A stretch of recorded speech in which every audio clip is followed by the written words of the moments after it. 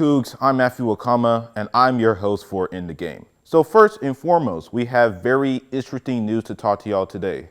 The Ime Udoka situation has been very spicy throughout last week. Ime Udoka was having affairs with a woman in the Celtics staff. It was revealed that they were discovered after the woman's husband found out in the doorbell's camera. And because of that, the Celtics suspended Ime Udoka for the entire 2022-23 season. After the Celtics' decision, it sparked a lot of people, and many believed that he should have been fired in the first place. Now, sources revealed that the staffer's duties now included suspended coach traveling to destinations and his wife, Nina Long, to attend home and away games. And after the affair, it's been told that the staffer knows Nina Long very well. It was later revealed that the family relocated to Boston, and she didn't know that he has been unfaithful to her for the whole time. According to the people, Nina Long said, "The outpouring of love and support from family, friends, and the community during the difficult time means so much to me. I ask privacy to be respected as I process the recent events. Above all, I am a mother and will continue to focus on my children." Although many people thought that Ime Udoka should have been fired, there were a plethora of people expressed sympathy for Udoka after he was suspended. People believed that his suspension was excessive because the connection between Udoka and the woman was consensual. However, more details started to emerge and the situation seems much messier than anticipated. Former NBA player Matt Barnes was among those who withdrawn his support of Udoka. At first, he was at defense for Udoka, saying that, "I played in the league for a long time. Anyone in the league could tell you that this is a very common situation." But after more details about the affair revealed, Barnes removed his comment, and his new response was, "Without knowing the facts, I spoke on Ime Udoka's defense, and after finding out the facts after I spoke, I erased what I posted because this situation in Boston is deep, is messy, is 100 times uglier than any of us thought. Some things happened that I can't condone, I can't back, and it's not my place to tell you what happened. If it ends up coming out, it ends up coming out.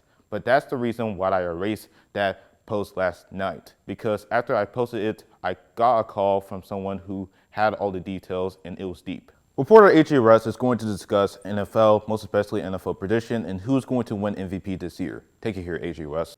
Thanks, Matthew. What's up, everybody? I'm AJ Russ, and this is In the Game, where we're giving you your fix on news around the NFL. The 2022 NFL season has been off to a hot start these past few weeks. With Week 4 concluding, it may be early, but the conversation on who could win this year's NFL MVP is a legitimate thing to discuss. Multiple players, including 2019 NFL MVP Lamar Jackson, Buffalo Bills quarterback Josh Allen, and Philadelphia Eagles quarterback Jalen Hurts are a few favorites so far.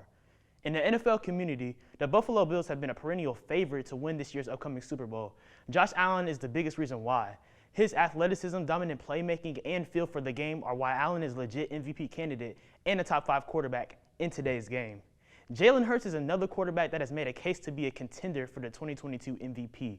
Earlier this offseason, there were serious doubts on if Hurts was capable of being a franchise-level quarterback, and so far, he has put those questions to bed. He's already had multiple 300-yard passing games this year, and the Eagles are currently viewed as one of the best teams in the NFC, largely from his impact. Those two are serious favorites to win this year's Most Valuable Player award, but so far Lamar Jackson has been a clear unanimous MVP favorite, and it's not really too close. Despite the Ravens losing a matchup against the Buffalo Bills in Week 4, Lamar has still been putting in work. In the first 3 games of the season, Lamar has individually accounted for 87% of Baltimore Ravens' offense. Jackson's impact alone on the Ravens has begged the question on why Baltimore was so hesitant to give him a contract extension earlier this year. Maybe because of his play style relying on athleticism? Well, he's shutting that notion down as he already has 10 touchdown passes, 2 rushing touchdowns, and is on pace to have an NFL record 60 touchdowns this year. If Lamar wins MVP this year and shatters more all-time NFL records, the Ravens will have no choice but to back up the Brinks trucks for the 5th-year superstar. Football is the ultimate team sport, but Lamar Jackson is the ultimate exception because he is the Baltimore Ravens. In other news around the league, prayers up for Miami Dolphins quarterback Tua Tagovailoa. In the Week 3 win against the Buffalo Bills, Tua suffered an apparent back injury which sidelined him temporarily during the game.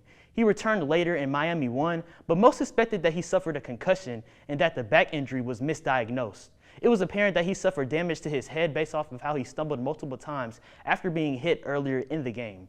4 days later, their Week 4 game took place on Thursday night against the Cincinnati Bengals, and many suspected that Tagovailoa would rest, considering that he was injured only days before.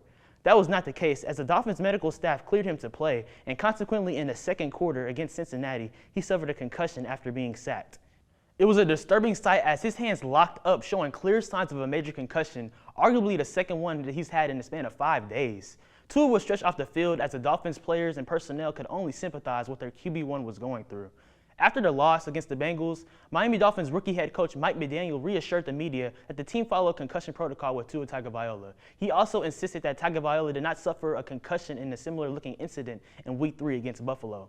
McDaniel advocated for the safety of his quarterback and team, saying, "For me, as long as I'm coaching here, I'm not going to fudge that whole situation. If there's any sort of inclination that someone has a concussion, they go into concussion protocol, and it's very strict. We don't mess with that. Never have, and as long as I'm the head coach, it will never be an issue that you guys have to worry about."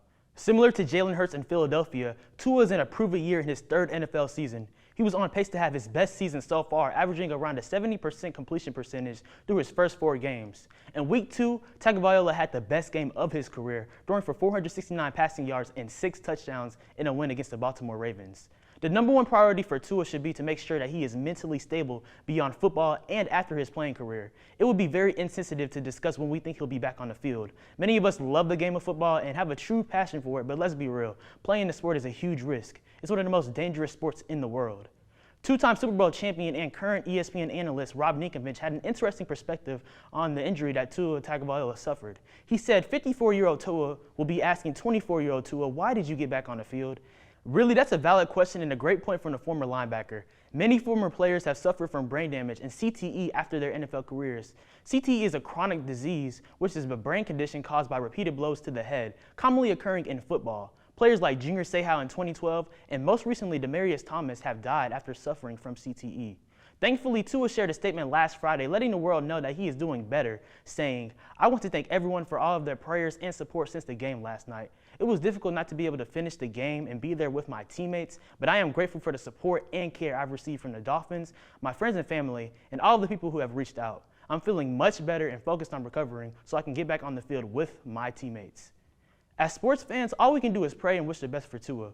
We know that he loves the game of football, and his competitive drive is likely what led him to brushing off a serious injury and still playing. At the end of the day, it's about the well-being of a person and quality of life.